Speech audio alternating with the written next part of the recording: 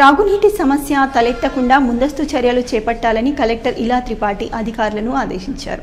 భీమ్గల్ మండల పరిషత్ కార్యాలయంలో బాల్కొండ నియోజకవర్గ పరిధిలోని మండలాల ఎంపీడీఓలు, ఆర్డబ్ల్యూఎస్ ఏఈలు, ఎంపీఓలు, ఇతర అధికారులతో కలెక్టర్ త్రాగునీటి సరఫరా తీరుతెన్నులపై సమీక్ష నిర్వహించారు. ఒక్కో మండలం వారీగా నీటి సరఫరా పరిస్థితి గురించి, అందుబాటులో ఉన్న నీటి వనరులు, చేపట్టాల్సిన ఉన్న మరమ్మతులు తదితర వాటి గురించి అడిగి తెలుసుకున్నారు.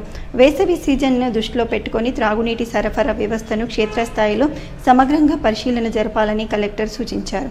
జిల్లాలోని ఏ ఒక్క నివాస ప్రాంతంలోనూ నీటి ఎద్దడి రాకుండా ప్రణాళికాబద్ధంగా వ్యవహరిస్తూ అవసరమైన చోట యుద్ధ ప్రాతిపాదికన పనులు చేపట్టాలని ఆదేశించారు.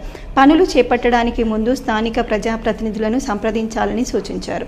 ఆయా గ్రామాల వారీగా నీటి సరఫరా పరిస్థితిని నిరంతరం సమీక్షించాలని, చేతి పంపులు, బోరుబావులకు అవసరమైన చోట తక్షణమే మరమ్మతులు జరిపించాలని, చేతి పంపులకు ఫ్లషింగ్ చేయించాలని అన్నారు.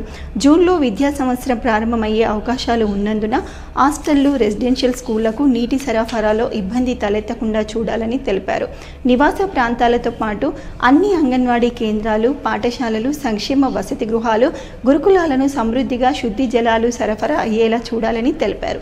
ప్రతి ఆవాసంలో ఒక్కో నివాస గృహం వారీగా శుద్ధి జలాలు అందేలా నీటి సరఫరా వ్యవస్థను చక్కదిద్దాలని, కుళాయిల బిగింపు ప్రక్రియను వెంటనే పూర్తి చేయాలని అన్నారు.